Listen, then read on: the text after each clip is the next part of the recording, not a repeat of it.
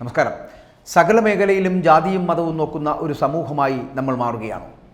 Social മീഡിയയിലൊക്കെ ഈ മലയാളത്തിലെ പ്രമുഖ നടന്മാർക്കെതിരെ പലപ്പോഴും ഉണ്ടാകുന്ന സൈബർ ആക്രമണങ്ങൾ, ആ സൈബർ ആക്രമണത്തിന് പിന്നിലും ഇത്തരത്തിലുള്ള മതം കയറി വരുന്നു എന്നതാണ് ഞെട്ടിക്കുന്ന വിവരം. നേരത്തെ പലപ്പോഴും പ്രത്യേകിച്ച് ഒരു കാരണവുമില്ലാതെ ചാണകമായ നടനാണ് മോഹൻലാൽ എന്ന് പറയപ്പെടുന്നത്.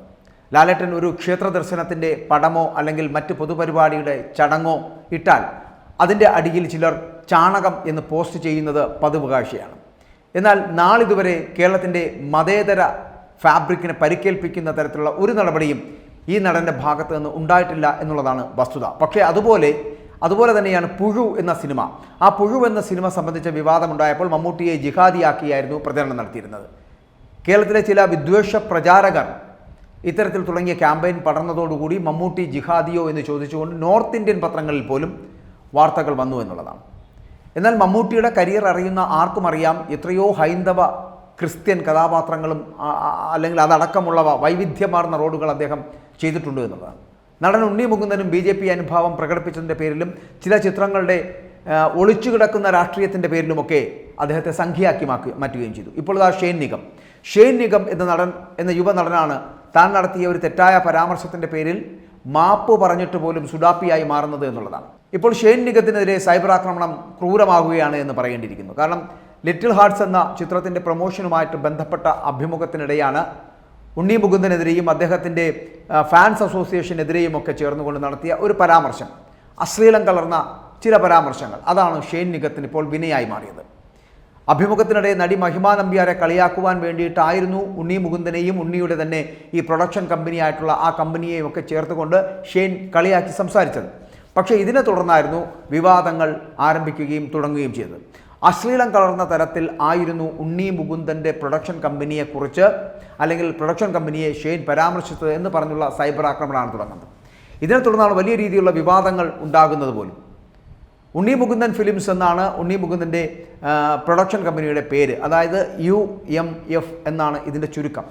ഇതുകൂടാതെ Unni Mukundan fans of India എന്ന പേരുണ്ടാക്കി അതിനെ ചുരുക്കി അശ്ലീല രീതിയിലാണ് ഷൈൻ പറഞ്ഞത് എന്നുള്ളത്. ഇതാണ് വലിയ രീതിയിലുള്ള വിവാദങ്ങൾക്കും വിമർശനങ്ങൾക്കും കാരണമായത്.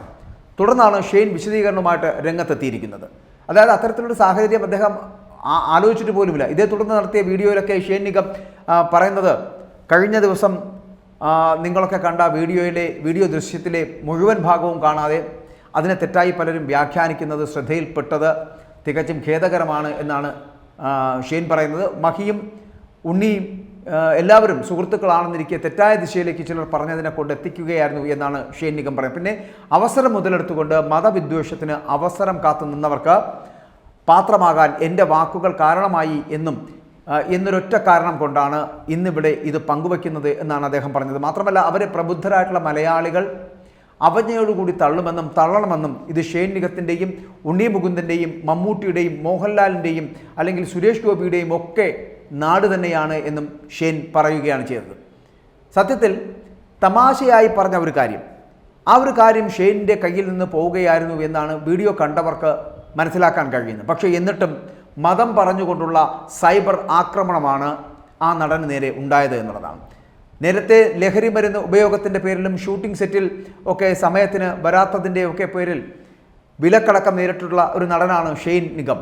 എന്നാൽ ലഹരിയെക്കുറിച്ചുള്ളതൊക്കെ കെട്ടുകഥകൾ ആണെന്ന് പിന്നീട് വാർത്തകൾ വരികയും അതുപോലെ തന്നെ ഇപ്പോൾ ഈ സമയത്തിന് സെറ്റിൽ വരുന്ന പൂർണ്ണമായും അച്ചടക്കമുള്ള ഒരു നടനായാണ് ഷെയ്നിനെ കുറിച്ചൊക്കെ ഇപ്പോൾ സിനിമാ വൃത്തങ്ങളിൽ അറിയാൻ കഴിയുന്നത്.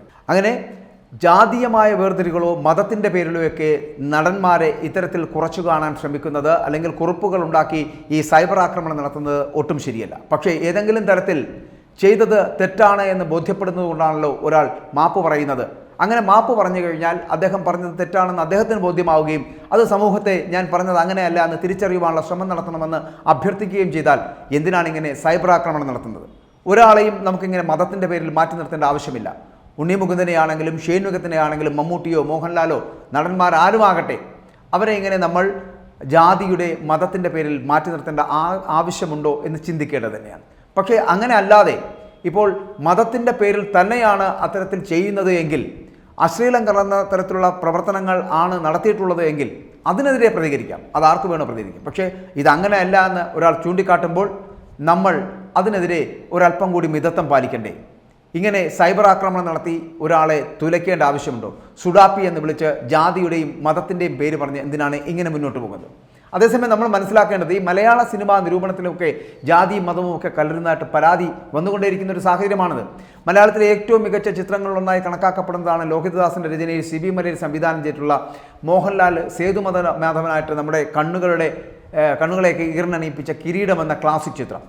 പക്ഷേ ഒരു വർഗീയ സിനിമയാണ് എന്ന് നിരൂപണം വന്ന നാടാണിത്. ആ സിനിമയെക്കുറിച്ച് കിരീടത്തിലെ സേതുമാധവൻ നായരാണെന്നും അയാളും ഫിലോമിന അവതരിപ്പിച്ച മുത്തശ്ശി കഥാപാത്രവുമായിട്ടുള്ള സംഭാഷണത്തിലൂടെയൊക്കെ ജാതി പോഷണവും തറവാടിത്ത മേന്മയുമാണ് കാണിക്കുന്നത് എന്ന് പ്രമുഖനായിട്ടുള്ള ഒരു ബുദ്ധിജീവി അതൊരു ഒരു ഒരു പ്രമുഖ പോർട്ടലിലൂടെ തള്ളിമറിച്ചത് ഈയിടെയാണ്. ഇയാൾ രാംജറാവു സ്പീക്കിംഗ് എന്ന ജനലക്ഷങ്ങൾ കണ്ട സിദ്ദിഖ് ലാലിൻ്റെ ക്ലാസിക് കോമഡി ചിത്രത്തിലും ജാതി കണ്ടെത്തി എന്നുള്ളതാണ്. അവിടെ സായികുമാർ അവതരിപ്പിച്ച ബാലകൃഷ്ണൻ എന്ന കഥാപാത്രം, ആ കഥാപാത്രവും നായരാണ് എന്നാണ്. ഇൻഹരിഹരൻ എന്ന സിനിമ കണ്ട് പൊട്ടിച്ചിരിച്ചത് ജനലക്ഷങ്ങളാണ്. പക്ഷേ അവർക്ക് ആർക്കും തോന്നാത്തത് നമ്മുടെ ആധുനിക സിനിമ നിരൂപകരുണ്ടല്ലോ, അവർക്ക് തോന്നുന്നു എന്നുള്ളതാണ്. ഹരിഹർ നഗറിൻ്റെ സെക്കൻഡ് പാർട്ടിൽ തോമസ് ഊട്ടി എന്ന അശോകൻ്റെ കഥാപാത്രം, ആ അശോകൻ്റെ കഥാപാത്രം വഞ്ചകനാകുന്നത് അയാൾ ക്രിസ്ത്യാനി ആയതുകൊണ്ടാണ് എന്ന് പറയുന്ന നിരൂപകരുടെ നാടാണിത്. ഇരവാദവും തൊട്ടതിലും പിടിച്ചതിലും സവർണതയും ജാതിവാദവും കണ്ടെത്താൻ കഴിയുന്ന ഒരു കൂട്ടർ ബുദ്ധിജീവികളെന്ന് പറഞ്ഞ് നമ്മുടെ സിനിമകളിലെ അല്ലെങ്കിൽ സിനിമകളെയൊക്കെ മലീമസമാക്കുകയാണ് ചെയ്യുന്നത്. മുമ്പൊക്കെ രഞ്ജിത്ത് ഷാജി കൈലാസ് സിനിമകളിലെ സവർണതയും മാത്രമല്ല ഈ ന്യൂനപക്ഷ വിരുദ്ധതയുമൊക്കെയായിരുന്നു ഇവരുടെയൊക്കെ പ്രതിപാദ്യ വിഷയം. പക്ഷെ അത് വന്ന് വളർന്ന് എന്തിനേയും ഭൂതക്കണ്ണാടി വെച്ച് ജാതിയും മതവും ഒക്കെ നോക്കി വിലയിരുത്തുന്ന രീതിയിലേക്ക് മാറിയിരിക്കുന്നു ഇപ്പോഴത്തെ അവസ്ഥ. എന്തിന് വയലാറിൻ്റെ സിനിമാ പാട്ടുകൾ പോലും ഈ വിവാദം കണ്ടെത്തിയിട്ടുണ്ട് എന്നുള്ളതാണ്. അതുപോലെ ഇത്തരത്തിലുള്ള പല ബുദ്ധിജീവികളുമുണ്ട്. വയലാറിൻ്റെ ഗാനങ്ങളിൽ ഏറെയും സവർണ ബിംബങ്ങളാണ് എന്നുള്ള വിമർശനം ഉണ്ടായിട്ടുണ്ട്. ഒരായുഷ്കാലം മുഴുവൻ ജാതീയതയ്ക്കും വർഗീയതയ്ക്കുമെതിരെ എഴുതിയ വയലാറിനെയാണ് അയാളുടെ സിനിമാ ഗാനങ്ങളിൽ 4-5 ബിംബങ്ങളിൽ പിടിച്ചുകൊണ്ട് സവർണനാക്കുന്നത് എന്നുള്ളതാണ്. ഇത്തരത്തിലുള്ള വാദങ്ങളുടെ തുടർച്ചയാണ് ഇപ്പോൾ ഓരോ നടന്മാർക്ക് നേരെയും ജാതിയും മതവുമൊക്കെ നോക്കി ഉയരുന്ന ആക്രമണങ്ങൾ എന്ന് പറയേണ്ടി വരും. അതുകൊണ്ട് സൈബർ ആക്രമണങ്ങൾ നടത്തേണ്ടത് ഈ പൊതു സ്വത്തായിട്ട് കരുതപ്പെടുന്ന നടന്മാർക്കെതിരെ ആകരുത്, അത് ജാതിയും മതവും തിരിച്ചുമാകരുത്.